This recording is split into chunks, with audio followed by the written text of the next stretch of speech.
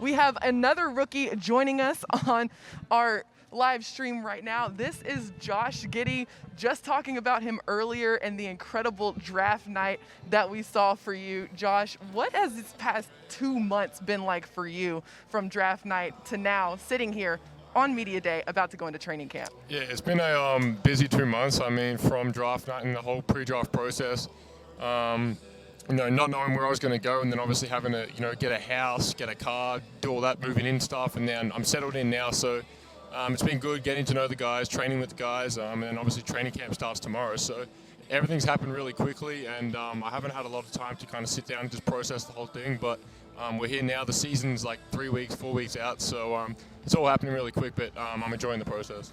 We asked Aaron Wiggins this a little bit earlier, but one of the ways you get acclimated to Oklahoma City that every Thunder player goes through is going down to the Oklahoma City National Memorial. And I'm just curious what your perspective was going down there and getting to sort of experience what makes this city so connected and unified. Yeah, no, that was really cool. I mean, obviously didn't know a whole lot of the history about Oklahoma, and that kind of enlightened some things for me, and the tragic events that happened that night. But it kind of shows that how unified the city is, and how close it brought people together. And then obviously having the Thunder here is a big thing for the city. It gives them something to watch, a professional sporting team to come and support. So it's great. The fan base is so unified as well, and the players really appreciate that. And it was good for me to learn a bit about the history about the city and the state of Oklahoma.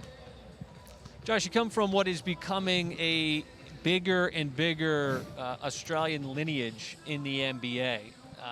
It seems like more and more players are not only coming over but having success. What's contributing to that, and how is the sport growing down there that allowed you to sort of grab onto it? Obviously, you come from a basketball family, but clearly it's gaining a lot of traction down there. It is. I mean, Australian basketball, ever since, those first kind of crop of players came through, whether it was like Bogut, those older guys, Joe Ingles, Patty Mills, Dellavedova, they kind of, for me, they paved the way. And ever since I was little, I always look up to them. Used to watch them, in the Olympics, on the NBA stage, and they were kind of idols for me. And then I always wanted to follow in their footsteps and be an Australian national team player, be an NBA player. And those were the first guys I started watching. But over the years, Australian basketball has really kind of blossomed, and there's more and more guys going to the NBA from the NBL, and it's becoming a legitimate pathway for players to enter the NBA. And we're seeing it, not just through me, but through guys like LaMelo Ball and RJ Hampton, who spent a year in the NBL and then came to the NBA. So it's not just for Australians, but it's kind of getting more attention on the global scale, and more international players are starting to grasp onto it and see it as a legit pathway through to the NBA. And part of that path for you was going through the NBA Academy, which I don't know if people really know a whole lot about, but it's important. The NBA is trying to grow the game.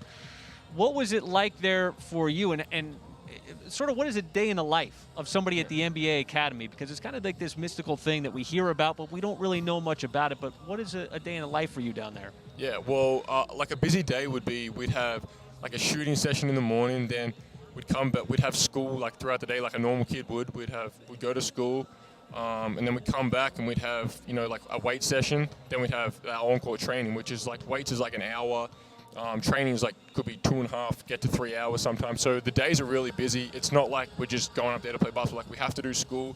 We have study hall after practice. So you can kind of look at it like college, I guess, a little bit. It's busy. Like they help us though. They help us, kind of manage our time. And Canberra, where the academy's based, is really isolated, and there's not a whole lot to do there. So a lot of your time is spent focusing on basketball. So that's a good part of it, is like there's not a lot of distractions in that place. So it was good for me. I spent 18 months there, got a lot better. Got to travel the world, play with some of my best friends, learn from world-class coaches. So I love my time there. He was in the lab, the manufacturing of an NBA player right there. Very strategic to put it in a secluded location. Day in and day out. You played, though, for the Adelaide 36ers, and you played against grown men. So coming into the NBA environment, this will be some familiarity for you just in terms of the physicality required, the speed of the game, and all of that, right? For sure. I mean, that was one of the reasons I chose to go the NBL route opposed to college, was just to get that early taste of playing against bigger bodies, grown men, and getting to learn from them as well at practice, training against them. And obviously there's NBA talent in the NBL, and getting to go up against that at such a young age was such a beneficial thing for me. And then obviously coming into the NBA, it helps having that year under my belt. And, you know, it was good for me. I spent 18 months there, got a lot better. Got to travel the world, play with some of my best friends, learn from world-class coaches. So I love my time there. Very strategic to put it in a secluded location. I mean, hopefully it's not too much of a shock. I mean, it's obviously another step up coming over here. The athleticism, how big people are.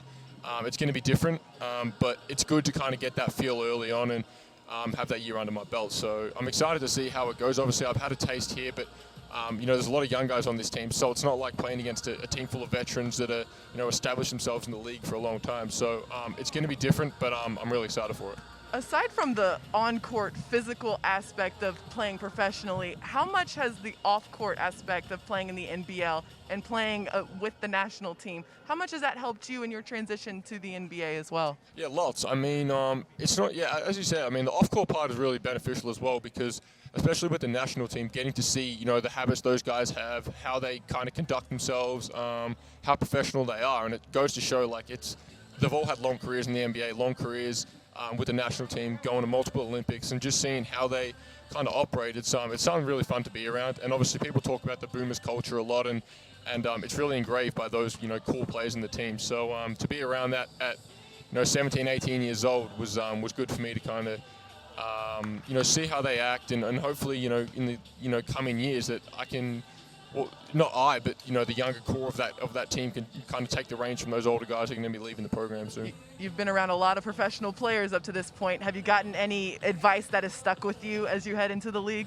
Well, I mean, the good thing for me was there wasn't one piece of advice that stuck with me, but it was good because when I was with that national team, we had vets in the league and we had guys that like Josh Green, Matisse, that were young rookies in the league. So it was good to kind of hear it from two ends of the scale of, what to expect and what to look forward to and all that stuff. So the big piece of advice, I mean, I don't really have a specific thing, but I talked to Joe Ingles a lot. We spoke a lot during the NBL season, and he was one that, really kind of helped me through the whole pre-draft process. He was in that position where, as a young kid in the NBL as well, so he was good to relate to and talk to and get help from throughout my pre-draft process. Josh, thank you so much for your time. Your first NBA Media Day. You're connected with all your teammates here today. Have a great time. Appreciate it. Thank you, so Josh. much. Appreciate your time. Yep.